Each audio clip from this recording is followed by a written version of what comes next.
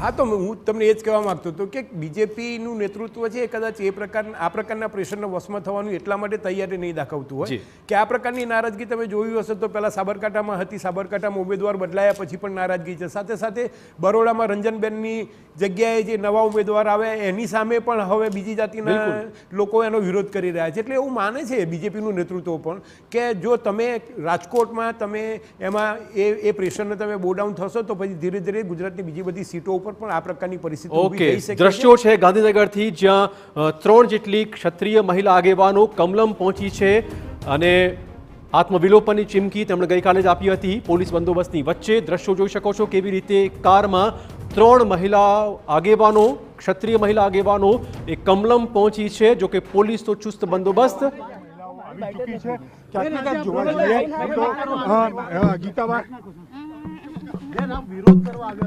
બેન, અમારો કોઈની સાથે કોઈ વિરોધ છે નહીં. અમારી તો એટલી જ માંગ હતી ક્ષત્રિય સમાજની કે રૂપાલાની ટિકિટ ના મળવી જોઈએ, બસ ધેટ્સ ઇટ.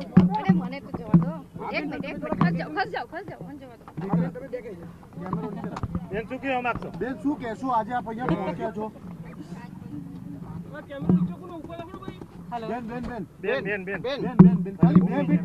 અમારી માંગ બિલકુલ સંતોષાઈ નથી. તો અમારી માંગ રૂપાલાને જે ટિકિટ કેન્સલ થાય ને એ કેન્સલ થઈ નથી. બસ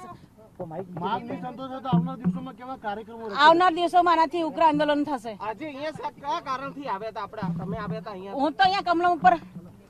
હા, કયા કારણથી આવ્યા હતા અહીંયા? મને નીકળવા દો. બેન, કમલમ આવેલા શું કારણ છે?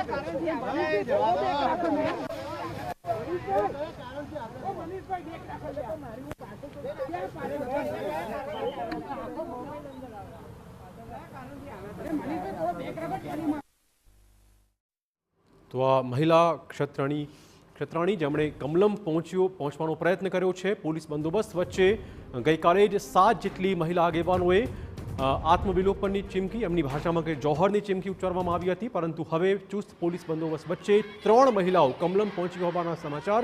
પોલીસો ચુસ્ત બંદોબસ્ત. બીજા દ્રશ્યો છે રાજકોટના, જ્યાં મહિલા આગેવાનો સાથે ક્ષત્રિય સમાજે ભારે સંખ્યામાં ઉમટીને રેલી કાઢી છે. રજૂઆત કરી હતી કલેક્ટર ઓફિસમાં, આવેદનપત્ર આપવામાં આવ્યું છે. અમદાવાદમાં અને ગાંધીનગરમાં દ્રશ્યો જોઈ શકો છો. અમદાવાદમાં પણ જે મહિલાઓ જે મકાનમાં છે ત્યાં નજરકેદ કરવામાં આવી હતી અને બીજી બાજુ 3 મહિલાઓ એ ગાંધીનગર કમલમ પહોંચી હોવાના સમાચાર છે.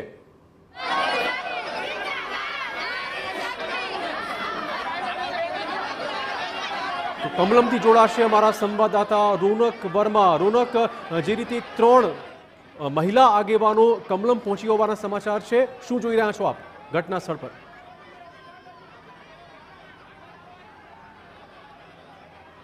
બિલકુલથી પાછલા 13 દિવસથી જે મુદ્દાને લઈને રાજ્યમાં માહોલ બગડ્યો છે અને જે મુદ્દાને લઈને બગડ્યો છે તે જ મુદ્દા માટે જે માફી પણ માંગવામાં આવી છે. પરંતુ આ જે વિવાદ છે ક્યાંક ને ક્યાંક સંવાનું નામ નથી લઈ રહ્યો. આપ સીધા જ દ્રશ્યો કમલમથી જોઈ રહ્યા છો કે જ્યાં આગળ આજે જે આત્મવિલોપનની જે વાત કરવામાં આવી હતી તેના પગલે જ જે ક્યાંક એલર્ટ આપવામાં આવ્યું હતું અને કમલમ બહાર જે વિશેષ તકેદારીના ભાગરૂપે પણ જે પોલીસ બંદોબસ્ત હોય, ફાયર વિભાગની ગાડી હોય, એમ્બ્યુલન્સ હોય ઉમેરવામાં આવી હતી. પરંતુ અત્યારે અચાનક જ એક ખાનગી કારમાં 3 જેટલા જે રાજપૂત મહિલા અગ્રણીઓ આવે છે અને તેઓ અહીંયા પહોંચી જતા જે પોલીસ છે તેઓ પણ એલર્ટ થાય છે. પરંતુ ત્યારબાદ જે પોલીસ દ્વારા પૂછપરછ કરવામાં આવે છે ને તેઓ આગળ નીકળી જાય છે. આપ સીધા જ દ્રશ્યો કમલમથી જોઈ રહ્યા છો કે જ્યાં આગળ હજુ પણ મહિલા પોલીસની સાથે સાથે પોલીસનો કાફલો છે તે મોટી માત્રામાં અહીંયા જે ડિપ્લોય છે તે કરવામાં આવ્યો છે.